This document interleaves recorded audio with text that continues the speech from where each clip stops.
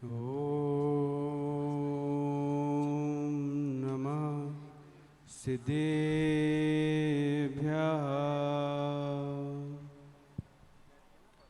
ॐ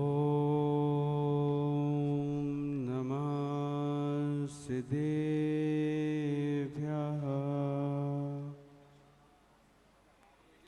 ॐ नमः सिद्धेभ्यः।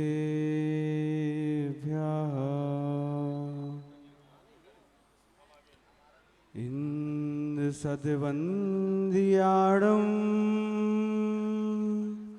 तिहुअणहेड़ विसड़व काड़म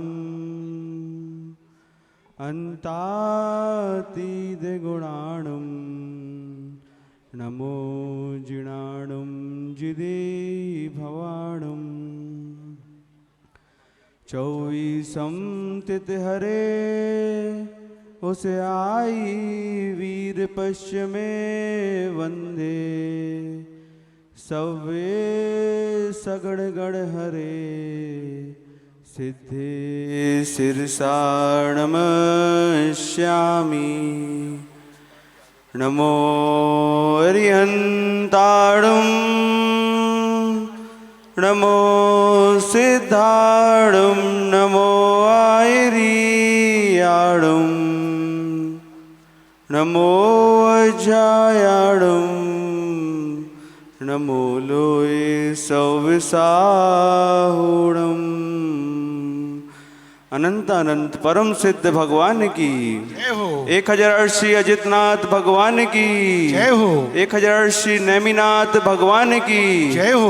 परम पूज्य आचार्य भगवान समंत्रबद्ध स्वामी की जय हो। परम पूज्य आचार्य गुरुदेव विश्वसागर जी महाराज की जय हो। 3,9 कोटि महामुनि राजों की जय हो। बोले श्रमण मुनि श्री सार्थ सागर जी महामुनि राज की, आचार्य संघ की नमोस्तु शासन।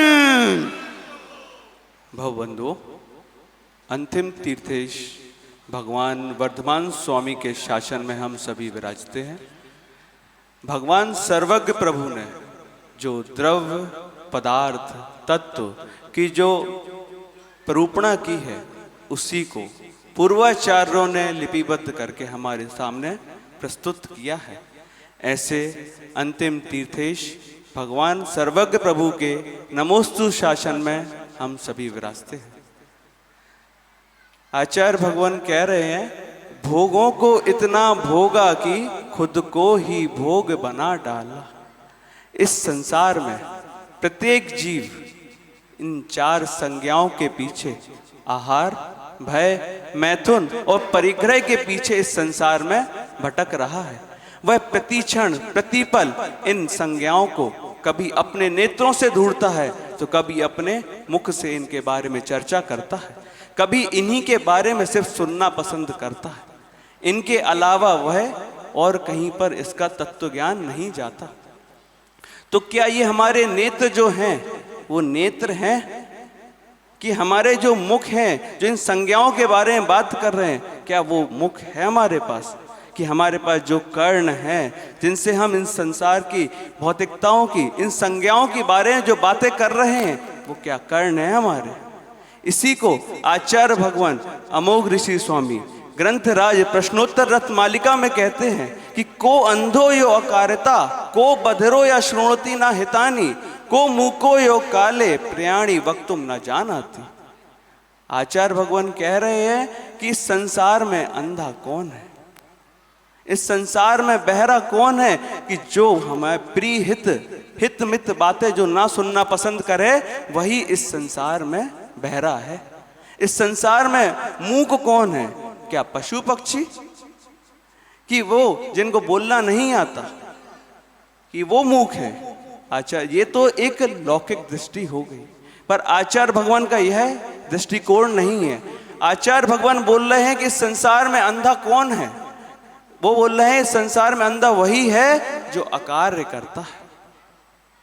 अकार्य मतलब कि जो अशुभ का आश्रय कराए वह सब हमारे लिए अकार्य है।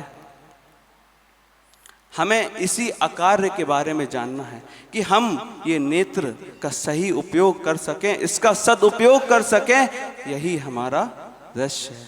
अभी हम सभी ने एक भैया जी को देखा जो आचार्य भगवान से निवेदन कर रहे थे कि हमें अपने संग में रख लो। यह दृश्य देख के आपको कैसा लगा? आपको लगा कि हम भी वैराग्य के भाव ले लें? तो आचार्य भगवान हमेशा क्या कहते हैं अपने प्रवचन में कि वस्तु को देखने से विचार बदलते हैं। ये चीज आज हमें प्रत्यक्ष में घटित होती दिखी कि जैसे उन भैया जी को देखा कि उन्होंने वैराग्य के लिए आगे बढ़े, उनकी मां रो रही थी, उनकी बहन रो रही थी, पर उसके प्रति हमारे भाव भी कैसे हो रहे थे कि काश हम भी वैसी दृढ़ता संयम का पालन कर सके। यही है उस वस्तु को देखने से। अगर आप शुभ वस्तु देखते हो तो आपका शुभ आश्रय होगा, और आप अशुभ वस्तु देखते हो आपका अशुभ आश्रय होगा।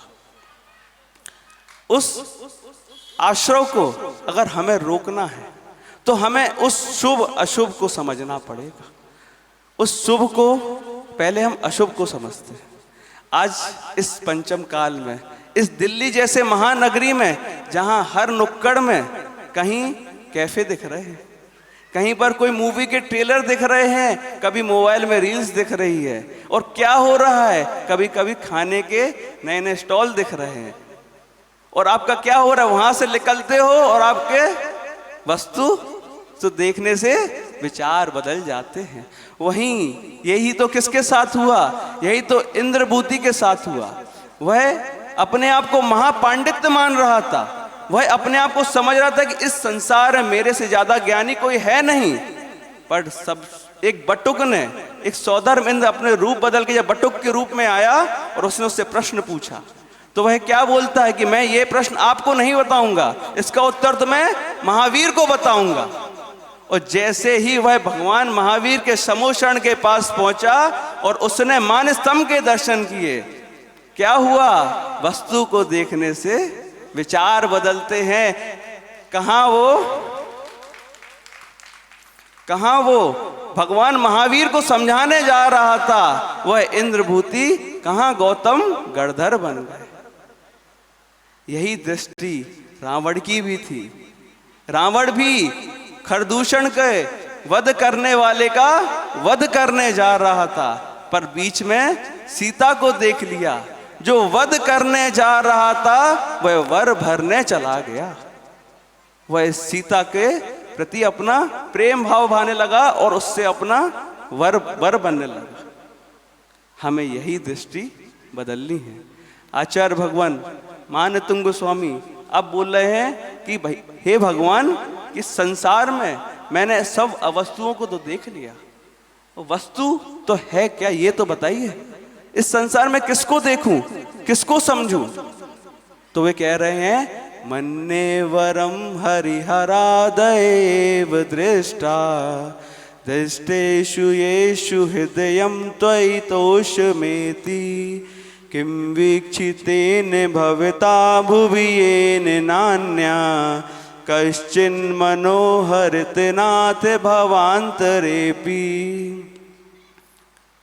भगवान कह रहे हैं, आचार्य भगवान कह रहे हैं कि हे भगवान आदिनाथ स्वामी, मैंने इस संसार में ना जाने कितने पाषाण की प्रतिमाओं को देखा, नाना दर्शनों के गुरुओं को देखा, पर मेरा मन तो सिर्फ आपको देख के ही लगा है। ऐसी दृष्टि हम यहाँ पर लगाए। हम यहाँ पर आए हैं, साक्षात गणधर परमेष्टि बैठे हैं, और हमारी दृष्टि यहाँ पर उनके प्रति कहीं और पे जाए तो आपकी वह दृष्टि में दोष है, उनमें दोष नहीं। ऐसे ही यहाँ पर हमें जो जिनवाणी मिली है, इसका हमें स्वाध्याय करना चाहिए। इन्हीं स्वाध्याय में अपनी दृष्टि लगानी चाहिए। इसलिए तो आचार्य भगवान ने कहा है कि साधु कार्यम तपाश्रुता, कि तप और शुद्ध में ही लीन रहे वो। हमें अपनी दृष्टि का सदुपयोग करना है। ऐसे ही आचार्य भगवान कह रहे हैं कि दर्शनम देव देवस्य, प्रतिदिन आप पढ़ते हो उसको, पर इसका कभी अर्थ समझा है क्या? कि दर्शनम देव देवस्य, दर्शनम पाप नाशनम, दर्शनम स्वर्ग सोपानाम, दर्शनम मोक्ष साधनम। वे कह रहे, हे जिनेंद्र भगवान, आपके दर्शन मात्र से पापों का क्षय होता है। आपके दर्शन मात्र से स्वर्ग की सीढ़ियां मिलती हैं और वही मोक्ष का साधन है। हम भगवान के जब मंदिर जाते हैं तो हम मंदिर के अलावा, भगवान के अलावा बाकी सब उनकी विभूतियां देखते हैं। यही हम कितनी बार शमोशरण में गए, पर हमने देवादि देव को ना देख के वहाँ की झलकियों में फंसे गए। जो इन संज्ञाओं से छला जाएगा, कर्म उनको कभी ना कभी छल लिए जाएंगे। हमें यही ध्यान रखना है, क्योंकि अभी क्या कुछ दिन बाद श्रावण शुक्ला सप्तमी को क्या हो रहा है, भगवान पार्श्वनाथ भगवान का मोक्ष कल्याणक है। सब लोग कहीं कोई पार्श्वनाथ, कहीं कोई शिखर जी जा रहे हैं, कोई अई क्षेत्र जा रहे हैं। क्यों जा रहे हैं? पर आपने कभी यह समझा कि वे पार्श्वनाथ कैसे बने, वे भगवान सर्वज्ञ प्रभु कैसे बने? वे क्या कमठ के पत्थरों को देख रहे थे? वे कमठ के बरसात को देख रहे थे, वो उनके उपसर्ग को देख रहे थे। वो ना उनके उपसर्ग में आनंद ले रहे थे, वे तो निज में आनंद ले रहे थे, इसलिए वे अभी परमानंद में हैं।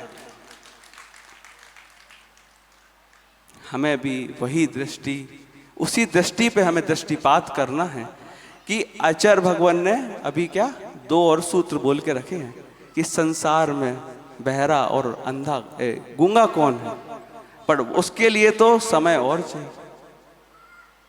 वह समय अभी हमारे पास है नहीं। क्यों? क्योंकि हमें अभी आचार्य गुरुदेव को सुनना। पर आप ये चीज जरूर समझो कि छोटे छोटे बच्चे रोज आते हैं, वो बोलते हैं कि पापा पापा मुझे गुरुजी के दर्शन करने ले जाओ। ऐसे ही जो हम सभी हैं, क्या किया हम लोग ने? सिर्फ उनके दर्शन ही करे हैं और हम सब यहाँ निर्गंत बन गए।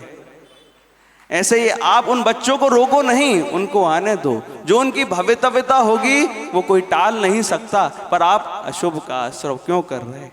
वो तो शुभ में अपनी प्रवृत्ति कर रहे हैं। हमें भी वही प्रवृत्ति रखनी है कि ना हम किसी को रोकें, ना हम किसी को टोकें। अगर हो सके तो हमें लोगों की अच्छाई, उनके गुण देखना सीखें, उनकी बुराइयां देखी ना सीखें। क्योंकि वह बुराई किसी में नहीं होती, वो किसी पक्ष से सही ही होता है। क्योंकि यही अनेकांत स्यादवाद है कि वस्तु में 7 भंग देख, 7 प्रकार से वस्तु को समझ सकते हैं, उसमें कहीं ना कहीं कोई अपेक्षा से वह सही होगा। हमें भी वही दृष्टिकोण रखना है, वही अपने स्यादवाद अनेकांत को अपनी दृष्टि में रखना है, ताकि हम इस संसार भ्रमण को रोक सके और इस नेत्रों का जो सही उपयोग है उसको कर सके। इसी भावना के साथ बोले आचार्य भगवान गुरुदेव विश्वसागर जी महाराज की।